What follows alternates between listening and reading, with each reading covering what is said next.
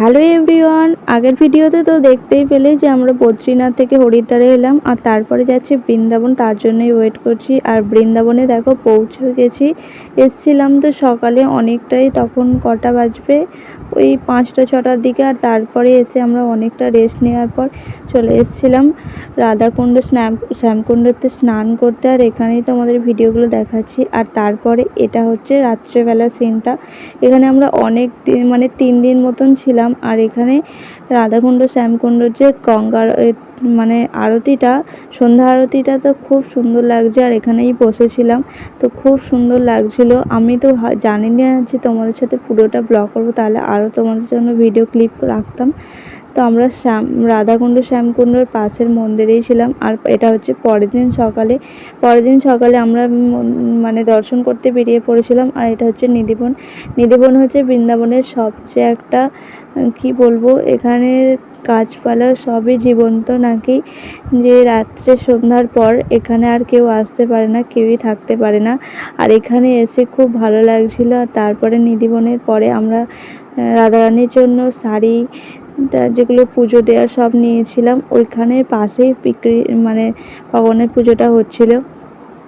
তো তারপরে দেখো ভগবানকে দর্শন করে নাও, রাধারানী আর রাধা মাধবকে দর্শন করে নাও, বলে রাধে রাধে। এখানে বৃন্দাবনে কিন্তু সবাই রাধে রাধেই বলে, হরে কৃষ্ণ বেশিরভাগ বলে না আসলে। এখানে কেউ মানে সবাই মানে একটা অটোওয়ালাও যদি হেঁটে যায়। আর এখানে দেখো আমরা চলে এসেছিলাম মাকে বিহারি দর্শন করতে। আর এটা কোন জায়গাটা আমি ঠিক জানি না, কিন্তু এখানে সবাই হরিনাম সংকীর্তন করছিল। আর সব খুব সুন্দর কীর্তন করছিল, আরতি মানে নাচ করছিল, তো খুব ভালো লাগছিল। আর এরপরে আমরা চলে গিয়েছিলাম। আচ্ছা, সবাই তো বলে যে রাধা কৃষ্ণ বিবাহ হয়নি, কিন্তু এই জায়গাটায় রাধা আর কৃষ্ণের বিবাহ হয়েছিল। আর সব মানে ব্রহ্মাই মানে বিয়েটা দিয়েছিল ভগবানের। এই দেখো, আর এটা হচ্ছে সিঁদুর দানের মালা বদলের মানে ফটোগুলো। আর এখানে এই হচ্ছে সেই গাছ যেখানে ভগবানের বাঁশির আওয়াজ আজও শুনতে পাওয়া যায়। আর তারপরে চলে এসেছিলাম রাধা মাধব আর রাধারানীকে দর্শন করতে। দর্শন করার পর আরও অন্যান্য জায়গায় ঘুরেছি। আমরা তো ঘুরতে বেরিয়েছিলাম সকাল 7টার সময়। আর আমরা বাড়ি ঢুকেছি 9টা 9:30। আর এটা হচ্ছে মনে হয় পরের দিনে, এটা হচ্ছে ভগবান মানে রাধারানীর বাড়ি, যেটা পুরনো বাড়ি ছিল। আর তারপরে এখানে আমরা মন্দিরে পৌঁছে গিয়েছিলাম। আর এই মন্দিরটা আমার ঠিক জানা নেই কী নাম, ভুলে গেছিলাম। তো দেখো অনেক ভগবানের মূর্তি রয়েছে, বিভিন্ন লীলা। আর বেশি রাধাকৃষ্ণর ছোট ছোট বিগ্রহগুলোই আছে। আমরা সবসময় মায়াপুরে বড় বিগ্রহ দেখে অভ্যাস, কিন্তু এখানে যে ভগবানের বিগ্রহগুলো, সেখানটা এটা যেন আলাদাই একটা মানে শান্তির জায়গা। তারপরে আমরা চলে গিয়েছিলাম লেমন রেড্ডির মনে হয়, এখানে ভগবান নাকি খেলা করেছিল। আর এখানে সবাই আমরা মাটিতে গড়াগড়ি দিচ্ছিলাম। আর তারপরে হচ্ছিল এটা পরের দিনের ভিডিও। আর এখানে আমরা রাধারানীর বার্সানায় গিয়েছিলাম। আর বার্সানাতে প্রচণ্ড পরিমাণে ভিড় ছিল। আর রোদের পরিমাণে পা পুরো তাতে পুড়ে যাচ্ছিলো, কিন্তু তাও এত সুন্দর লাগছিল।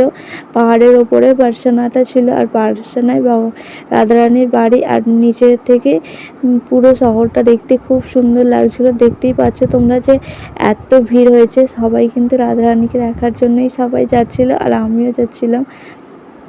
তো তারপর রাধারানীকে দর্শনও করেছি, সেটা হয়তো ভিডিও ক্লিপ হয়তো নিয়েছি। আর এটাই হচ্ছে সে মানে ভিডিওতে দেখতাম যে কবে যাব, কিন্তু যাওয়া হতো না। কিন্তু এত সৌভাগ্য মনে হয় আমার হয়েছিল কি জানি, যে আমি বৃন্দাবনে আসতে পেরেছি। আর তারপরে বার্সানায় রাধারানীকে দেখতেও পেয়ে গেছি।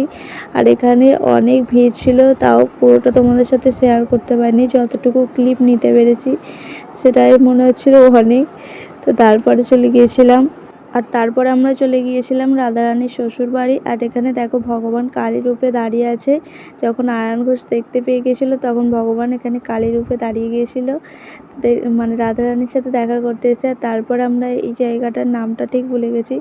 এখানেও অনেক এই জলটা নাকি খুব পবিত্র ছিল। আর এখানে আসবার মানে ময়ূর দেখবো না এমন তো হয় না। তারপরে এখানে ভগবান খেলা করতো আর স্লিপ খেতো, আর তা আমরা সবাই স্লিপ খেয়ে নিয়েছিলাম। আর তারপর মাতাজি প্রভুরা সবাই স্লিপ খেয়েছিলো। আর তো ভিডিওটা মনে হয় এতটুকুই। তারপরে আমরা গিয়েছিলাম চিত্রকূট, আর চিত্রকূটে এখানে হচ্ছে ভগবান রামচন্দ্র এখানে 8 বছর মানে কত বছর ঠিক আমার মনে নেই তো ছিল এখানে। আর তারপরে আমরা ভিডিওটা এতটুকুই। ভিডিওটা ভালো লাগে লাইক কমেন্ট সাবস্ক্রাইব